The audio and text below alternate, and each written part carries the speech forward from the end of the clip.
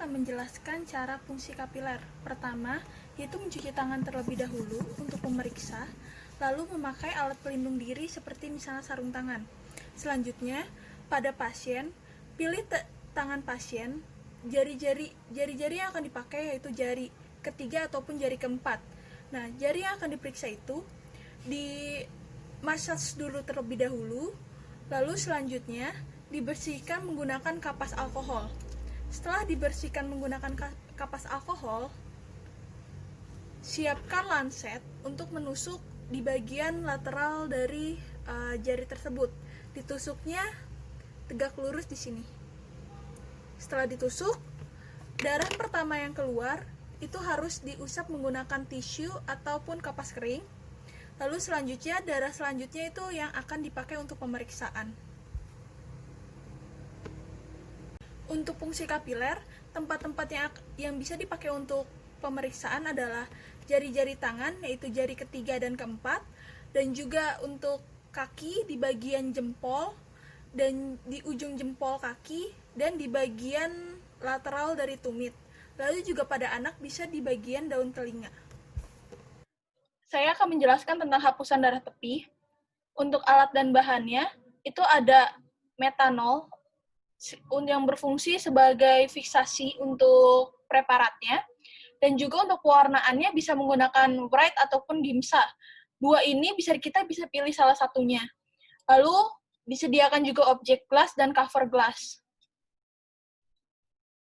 Ini untuk pembuatannya, cara pembuatannya itu, jadi darah dari fungsi kapiler ditetesi satu tetes ke objek glass, lalu atau sekitar 2-3 mm, lalu dengan cover glass, dengan sudut sekitar 30-40 derajat, digeserkan dari ujung ke bagian dalam, seperti ini.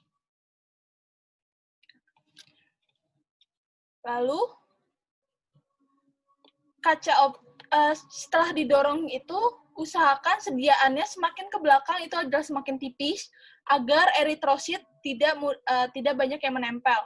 Lalu hasil dari preparat tersebut didiamkan kurang lebih sekitar 10 menit atau didiamkan sampai kering.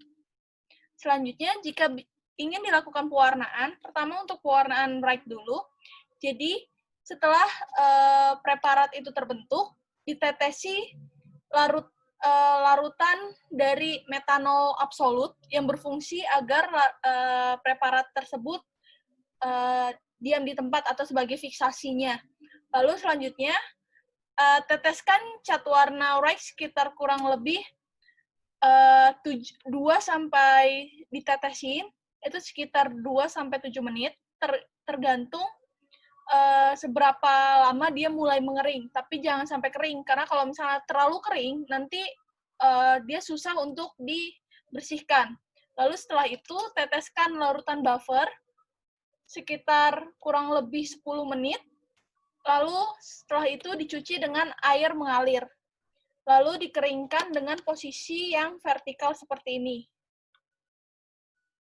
Lalu untuk pewarnaan gimsa kurang lebih sama caranya, cuman bedanya dia itu menggunakan zat pewarnanya itu adalah gimsa, bukannya urate. Nah, selanjutnya untuk hitung jenis sel. Untuk hitung jenis sel itu, jadi pertama kita sediain dulu kotak seperti ini. Jadi dari preparat itu kita masukin ke dalam mikroskop.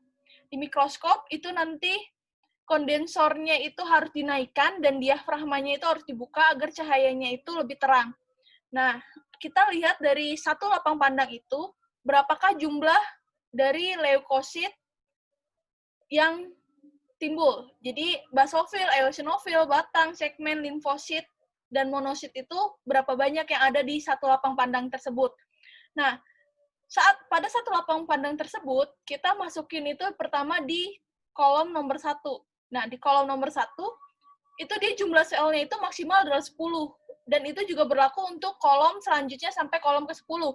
Nah, jika pada satu lapang pandang itu jumlah selnya tidak sampai 10, lapang pandang selanjutnya tetap harus ditulis di satu kolom ini sebelum berpindah ke kolom selanjutnya. Nah, jumlah selnya itu, jika dijumlah dalam baris maupun kolom, dia itu totalnya harus 100.